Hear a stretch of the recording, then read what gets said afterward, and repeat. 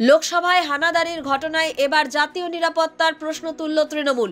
বুধবার দুপুরে লোকসভার গ্যালারি থেকে ফ্লোরে ঝাঁপ মেরে রং বোমা ছোড়ার ঘটনায় ধৃত দুই যুবক যে বিজেপি সাংসদের দেওয়া প্রবেশপত্র নিয়ে সংসদ ভবনের ভিতরে ঢুকেছিল তার বিরুদ্ধে ব্যবস্থা নেওয়ারও দাবি তুলেছে মুখ্যমন্ত্রী মমতা বন্দ্যোপাধ্যায়ের দল।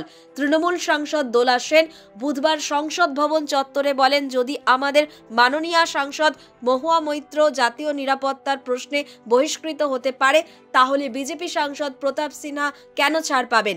জাতীয় নিরাপত্তার প্রশ্নে কেন্দ্রের বিজেপি সরকারের ভূমিকাকে ধিক্কারও জানান তিনি। দোলা বলেন, লোকসভায় ঢুকে ধোঁয়া বোমা ছোড়া হলো, আরও বড় কিছু ঘটতে পারত। এটা কি জাতীয় নিরাপত্তার পক্ষে আশঙ্কা নয়? এথিক্স কমিটি কোথায় গেল?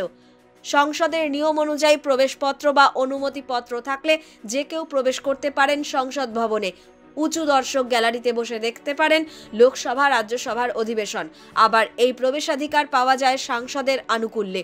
সাংসদদের অতিথি হলেও সংসদের গ্যালারিতে গিয়ে বসা যায়। দিল্লি পুলিশ জানিয়েছে, বুধবার লোকসভার অধিবেশন কক্ষে রং বোমা ছুড়ে তানাশাহি নেহি চলেগা স্লোগান তোলা দুই যুবক সাগর শর্মা এবং অমল শিন্ডে কর্ণাটকের মাইসুরুর বিজেপি সাংসদ প্রতাপের দেওয়া সুপারিশপত্রের জেরেই সংসদ ভবনে প্রবেশাধিকার পেয়েছিলেন, বসতে পেরেছিলেন লোকসভার দর্শক আসনে।